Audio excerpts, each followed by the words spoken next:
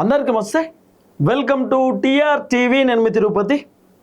మొన్న ఢిల్లీలో AICC meeting జరిగింది. ఆ మీటింగ్లో తెలంగాణ పిసిసి అధ్యక్షుడు మహేష్ కుమార్ గౌడ్ ఉన్నాడు. తెలంగాణ కాంగ్రెస్ పార్టీ ఇన్ఛార్జ్ మీనాక్షి నటరాజన్ ఉన్నారు. వీళ్ళిద్దరూ హైకమాండ్కి ఏం చెప్పారు? మీనాక్షి నటరాజన్ పైన ఒక కాంగ్రెస్ పార్టీ లీడర్ కుట్ర చేసి మీనాక్షి నటరాజన్కి మధ్యప్రదేశ్ నుండి రాజ్యసభ ఎంపీ సీటు రాకుండా అడ్డుకున్నారు అనేది వినబడినటువంటి ఒక పెద్ద చర్చ. మీనాక్షి నటరాజన్కి సంబంధించిన నామినేషన్ని కూడా ఎలక్షన్ కమిషన్ మొత్తానికి రద్దు చేశారు. మరి మీనాక్షి నటరాజన్ పైన కావాలనే ఇబ్బంది పెట్టినటువంటి వ్యక్తి ఎవరు? మీనాక్షి నటరాజన్ పైన కుట్ర చేసినటువంటి ఆ బ్లాక్ షిప్ ఎవరు? ఏఐసిసి మీటింగ్ చాలా సీరియస్గా జరిగింది. కేసీ వేణుగోపాల్ ఇంట్లో దాదాపు 3 గంటల పాటు కాంగ్రెస్ పార్టీ లీడర్లతోటి మాట్లాడేటటువంటి కార్యక్రమం చేసిరు. రాహుల్ గాంధీ, మల్లికార్జున ఖర్గే, కేసీ వేణుగోపాల్, ఏఐసిసి పెద్దలు, ఢిల్లీ హైకమాండ్కి సంబంధించిన కాంగ్రెస్ పార్టీ సీనియర్ లీడర్లు, అన్ని రాష్ట్రాలకు సంబంధించినటువంటి పార్టీ అధ్యక్షులతోటి మాట్లాడేటటువంటి కార్యక్రమం చేసిరు. అన్ని రాష్ట్రాలకు సంబంధించినటువంటి ఇన్ఛార్జీలతోటి మాట్లాడేటటువంటి కార్యక్రమం చేసిరు. ప్రత్యేకంగా మల్లికార్జున ఖర్గే, కేసీ వేణుగోపాల్ మీనాక్షి నటరాజన్ తోటి దాదాపు ఒక 30 నిమిషాల పాటు సపరేట్గా మాట్లాడిరట. అంటే సీరియస్గా సీక్రెట్గా మాట్లాడారు. తెలంగాణ రాష్ట్ర రాజకీయాల పరిస్థితి ఏంది, రేవంత్ రెడ్డి పర్ఫార్మెన్స్ ఏంది, రేవంత్ రెడ్డి వ్యవహారం ఏంది, రేవంత్ రెడ్డి అడ్మినిస్ట్రేషన్ ఏ విధంగా నడుస్తున్నది, రేవంత్ రెడ్డి పరిపాలన ఏ విధంగా చేస్తున్నాడు, కాంగ్రెస్ పార్టీ మంత్రులు ఏ విధంగా నడుచుకుంటున్నారు, అసలు కాంగ్రెస్ పైన పాజిటివ్ ఉన్నదా నెగిటివ్ ఉన్నదా, తెలంగాణలో పరిస్థితి ఏంది, ఇప్పటికిప్పుడు ఎన్నికలు వస్తే కాంగ్రెస్ అధికారంలోకి వస్తుందా రాదా, 64 సీట్లతో కాంగ్రెస్ పార్టీ అధికారంలోకి వచ్చింది, రాబోతున్న ఎన్నికలలో కాంగ్రెస్కి ఎన్ని సీట్లు రావచ్చు, ఇప్పుడు అసలు కాంగ్రెస్ ప్రభుత్వం పైన జనాల ఒపీనియన్ ఏందనేది మీనాక్షి నటరాజన్ని అడిగి తెలుసుకునేటటువంటి కార్యక్రమం చేసినట్ట కాంగ్రెస్ అధిష్టానం. ఆ తర్వాత పిసిసి అధ్యక్షుడు మహేష్ కుమార్ గౌడ్ని కూడా దాదాపు అనేకమైనటువంటి ప్రశ్నలు అడిగేటటువంటి కార్యక్రమం చేసినట్ట. సో మహేష్ కుమార్ గౌడ్ కూడా తనకు తోచినటువంటి విధంగా, తనకు తెలిసినటువంటి విధంగా అనేకమైనటువంటి సమాధానం ఇచ్చిండు హైకమాండ్కి అనేది కూడా వినబడుతున్నటువంటి ఒక పెద్ద చర్చ. అసలు మీనాక్షి నటరాజన్ పైన కుట్ర చేసినటువంటి వ్యక్తులు ఎవరు, మీ పైన వార్తలు రాపించినటువంటి వ్యక్తులు ఎవరు, మంత్రుల పైన వార్తలు రాపించినటువంటి వ్యక్తులు ఎవరు, అసలు ఏం జరుగుతుంది కాంగ్రెస్లో, మీరు కాంగ్రెస్ పార్టీకి ప్రెసిడెంట్గా ఉన్నారు, మీరు ఎందుకు కంట్రోల్ చేయట్లేదు, మీరు ఎందుకు వాళ్ళని ఒక గాడిలో పెట్టట్లేదు, అసలు ఏం జరుగుతుంది ప్రభుత్వంలో అనేటటువంటి అన్ని అంశాలపైన హైకమాండ్ మహేష్ కుమార్ గౌడ్ని అడిగేటటువంటి కార్యక్రమం చేసిరట. ఈ మాట నేను చెప్తలేను, మహేష్ కుమార్ గౌడ్ 10 టీవీ ఇంటర్వ్యూలో ఆయనే చెప్తున్నాడు.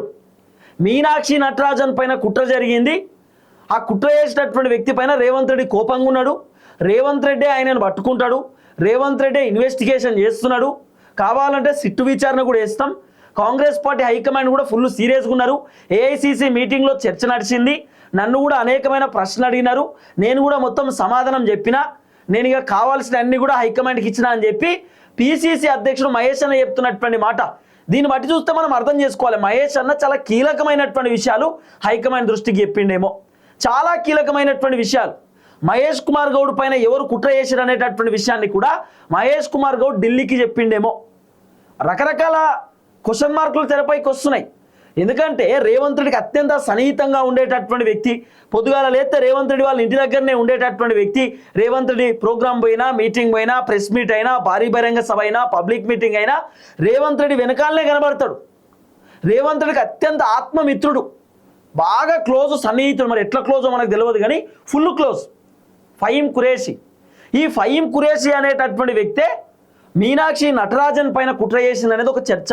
ఈ ఫహీం ఖురేషీ అనే వ్యక్తే పిసిసి అధ్యక్షుడు మహేష్ కుమార్ గౌడ్ పైన బిగ్ టీవీ ఛానల్ తోటి ఒక వీడియోలు చేపించిండు, కావాలనే రకరకాల కథనాలు వేపించిండు అనేది కూడా వినబడుతున్నటువంటి చర్చ. సో ఈ ఫహీం ఖురేషీ వెనకాల రేవంత్ రెడ్డి హస్తమే ఉండొచ్చు. రేవంత్ రెడ్డే కావాలని మహేష్ కుమార్ గౌడ్ని డ్యామేజ్ చేసే విధంగా మీనాక్షి నటరాజన్కి పదవి రాకుండా రేవంత్ రెడ్డి హస్తం కూడా ఉంది, రేవంత్ రెడ్డి పాత్ర కూడా ఉంది అనేది వినబడుతున్న అంశం. సో రేవంత్ రెడ్డిని అడ్డంగా దొరకబట్టడానికి, రేవంత్ రెడ్డి నిజంగానే కుట్ర చేసిండా లేదా హైకమాండ్ తెలుసుకోవడానికి ఒక మంచి లాజిక్ క్రియేట్ చేసిన హైకమాండ్. రేవంత్ రెడ్డిని ఒక విధంగా చెప్పాలంటే ఇరుకున పెట్టారు, అడ్డంగా ఇరిక్కిచ్చేటటువంటి కార్యక్రమం చేసిన హైకమాండ్. ఎట్లా రేవంత్ రెడ్డి ఇరుక్కున్నాడు ఏం కథ అనేది కూడా ఈ వీడియోలో మనం మాట్లాడుకుందాం. ఆల్రెడీ నేను 2-3 వీడియోలలో కూడా చెప్పిన. అసలు మహేష్ కుమార్ గౌడ్ ఢిల్లీలో ఏం చెప్పిండు, హైకమాండ్కి ఏమని వివరించిండు? మరి మహేష్ కుమార్ గౌడ్ ఓపెన్ అప్ అయిపోయిందా? ఫహీం ఖురేషి పేరేమన్నా చెప్పేసిండా? లేదా రేవంత్ రెడ్డి హస్తం కూడా ఉందని చెప్పి మహేష్ కుమార్ గౌడ్ ఏమైనా చెప్పిండా? ఈ మధ్యకాలంలో మహేష్ కుమార్ గౌడ్కు రేవంత్ రెడ్డికి ఏం పడతలేదు. ఎందుకంటే మహేష్ కుమార్ గౌడ్ కాంగ్రెస్ పార్టీ అధిష్టానం ఎట్లా చెప్తే అట్లా వింటున్నాడు. తెలంగాణలో ఏం జరుగుతుంది, ఏం కథ, రేవంత్ రెడ్డి పర్ఫార్మెన్స్ ఎట్లుంది, ఏం కథ అనేది Mahesh Kumar Goud pin to pin హైకమాండ్కి చెప్పేటటువంటి కార్యక్రమం చేస్తున్నాడు. అది రేవంత్ రెడ్డికి నచ్చదు. రేవంత్ రెడ్డి పైన కంప్లైంట్ ఇచ్చేటోళ్ళకి రేవంత్ రెడ్డికి నచ్చదు. రేవంత్ రెడ్డి పైన హైకమాండ్కి చెప్పేటోళ్ళకి రేవంత్ రెడ్డికి నచ్చదు. కాబట్టి రేవంత్ రెడ్డి మహేష్ అన్న పైన కొంత కోపంగా ఉన్నాడు అనేది వినబడుతున్న చర్చ. ఎందుకంటే మహేష్ కుమార్ గౌడ్ కాంగ్రెస్ పార్టీకి లాయలిస్టు.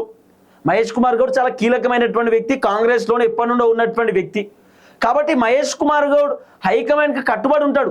హైకమాండ్ మహేష్ కుమార్ గౌడ్కి ఎందుకు పీసీసీ ఇచ్చారంటే నమ్మిర్రు కాబట్టి ఖచ్చితంగా ఆ నమ్మకాన్ని పొడగొట్టుకోవద్దు కదా. ఆ నమ్మకాన్ని ఇంకా గట్టిగా స్ట్రాంగ్ చేసుకోవాలి. ఎందుకంటే ఇప్పుడు రేపో మాపో మహేష్ కుమార్ గౌడ్కి మంత్రి పదవి వచ్చేటటువంటి అవకాశం ఉందనేది వినబడుతున్న చర్చ. మహేష్ కుమార్ గౌడ్కి డిప్యూటీ సీఎం పదవి రావచ్చు. బట్టి విక్రమార్క డిప్యూటీ సీఎం తీసేసి ఒక బీసీ బిడ్డ మహేష్ కుమార్ గౌడ్కి 2.5 సంవత్సరాల అవకాశం ఇవ్వచ్చు అనేది కూడా కొంత వినబడుతున్నటువంటి చర్చ. ఈ టైంలో మహేష్ కుమార్ గౌడ్ ఎక్కడ కూడా నెగిటివ్ అనేది ఆయన పైన తెచ్చుకోవద్దు కదా. అందుకే హైకమాండ్కు పిన్ టు పిన్ తెలంగాణలో జరుగుతున్నటువంటి ప్రతి అంశాన్ని మహేష్ కుమార్ గౌడ్ క్షుణ్ణంగా చెప్పేటటువంటి కార్యక్రమం చేస్తూ ఉన్నాడు అధిష్టానంతో అనేది వినబడుతున్నటువంటి ఒక పెద్ద అంశం.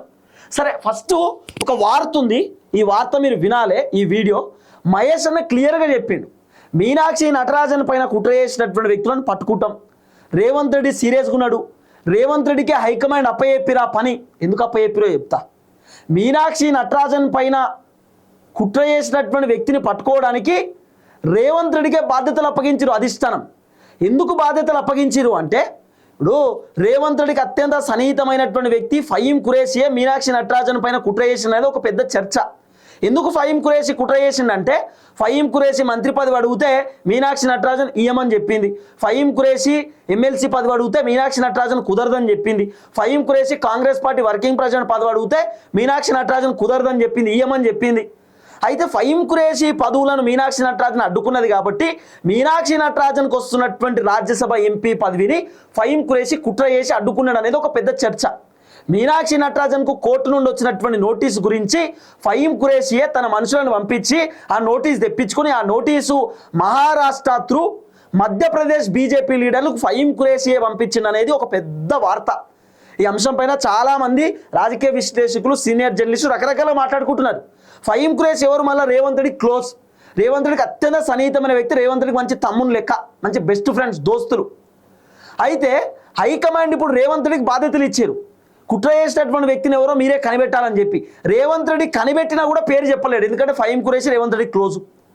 ఇప్పుడు ఒకవేళ రేవంత్ రెడ్డి ఫహీం ఖురేషియే కుట్ర చేసిందని తెలిసి కూడా రేవంత్ రెడ్డి చెప్పకపోయింది అనుకో, హైకమాండ్ కూడా అర్థమవుతుంది ఫహీం ఖురేషి వెనకాల రేవంత్ రెడ్డి ఉన్నాడు, రేవంత్ రెడ్డి హస్తం కూడా ఉన్నది.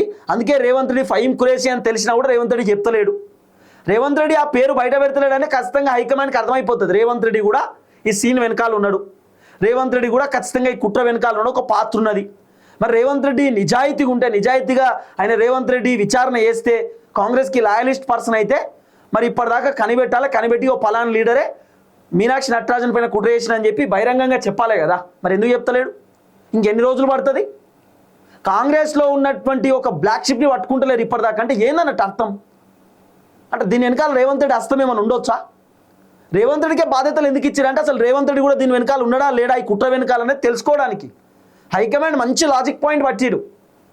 ఒకవేళ ఫహీం ఖురేషి అని చెప్పి హైకమాండ్కి తెలిసిందనుకో, రేవంత్ రెడ్డికి తెలిసి కూడా రేవంత్ రెడ్డి చెప్తలేడని తెలిస్తే పక్కా రేవంత్ రెడ్డిని ముఖ్యమంత్రి పదవిలోకి వెళ్ళి తీసేసే అవకాశాలు కూడా ఉండొచ్చు. ఎందుకంటే మీనాక్షి నటరాజన్ రాహుల్ గాంధీకి వెరీ క్లోజ్, ఒక అక్క చెల్లెలు ఎక్కువ ఉంటుంది. కాంగ్రెస్ పార్టీకి మీనాక్షి నటరాజన్ ఫుల్ లాయలిస్టు.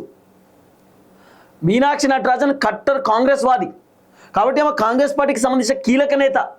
మీ తమ్ముడు రాహుల్ గాంధీ కావాలా, కాంగ్రెస్ పార్టీ కావాలంటే మా తమ్ముడు రాహుల్ గాంధీ ఎట్లయినా నా గుండెలో ఉంటాడు, నా కాంగ్రెస్ పార్టీ ఇంపార్టెంట్ అని చెప్తుంది మీనాక్షి నటరాజన్. కాబట్టి ఆమె అంత కీలకమైనటువంటి వ్యక్తి. అవినీతి ఆరోపణలు ఆమె పైన లేదు, అక్రమాలు చేయదు, దందాలు చేయదు, సెటిల్మెంట్లు చేయదు, కబ్జాలు పెట్టదు, నిజాయితీ ఉండేటటువంటి పర్సన్ ఆమె పైన కావాలని కుట్ర చేసారు. ఇప్పుడు ఒక పెద్ద చర్చ రేవంత్ రెడ్డికి టాస్క్ ఇచ్చారు.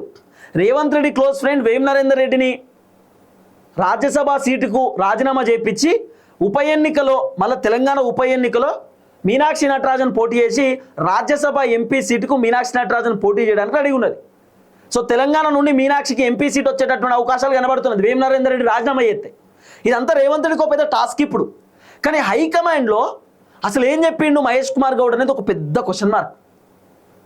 బహుశా ఒకసారి ఈ వీడియో వింటే మీకు అర్థమవుతుంది, ఒకసారి వినుర్రి. ఎవరైనా ఒకరు దాంట్లో ఇన్వాల్వ్ అయితే ఉంటారు, అది ముఖ్యమంత్రి గారు సీరియస్ గా తీసుకో, దాని మీద ఇన్వెస్టిగేషన్ నడుస్తుంది. సిట్ అయ్యమని డిమాండ్ కూడా వస్తుంది.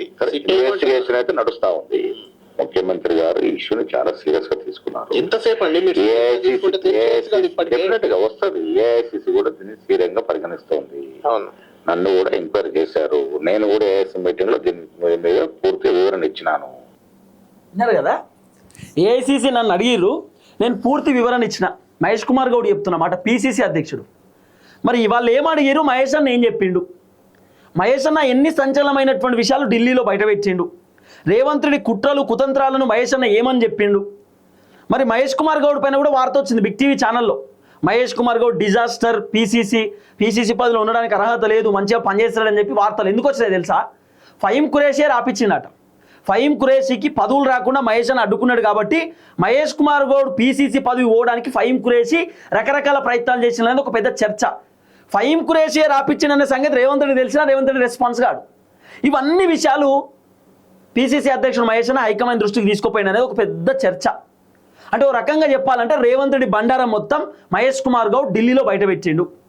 రేవంత్ రెడ్డి ఎన్ని కుట్రలు చేస్తారు, రేవంత్ రెడ్డికి సపరేట్ ఒక టీం ఎట్లా ఫామ్ చేసుకున్నాడు, రేవంత్ రెడ్డి వ్యవహారం ఎట్లున్నది, రేవంత్ రెడ్డి పరిపాలన ఎట్లుంది, ఏం కథ, రేవంత్ రెడ్డి ఏం చేస్తున్నాడు, ఎవరిపైన కుట్రలు చేస్తున్నాడు, రేవంత్ రెడ్డి ఏ విధంగా వ్యవహరిస్తున్నాడు, బీజేపీలతో ఎట్లా క్లోజ్ ఉంటున్నాడు, ప్రధానమంత్రి వస్తే రేవంత్ రెడ్డి ఎంత క్లోజ్ ఉంటున్నాడు, బీజేపీలతో రేవంత్ రెడ్డి ఏం మాట్లాడుతున్నాడు, బండి సంజయ్ వాళ్ళ కొడుకు బండి సాయి భైరత్కి సంబంధించిన కేసులో రేవంత్ రెడ్డి ఏ విధంగా వ్యవహరించిండు, రేవంత్ రెడ్డి ఎందుకు అరెస్ట్ చేయకుండా ఆపిండు, ఇవన్నీ ఏం జరిగినాయి అనేది మహేష్ అన్న పిన్ టు పిన్ హైకమాండ్ దృష్టికి తీసుకుపోయింది అనేది వినబడుతున్న చర్చ.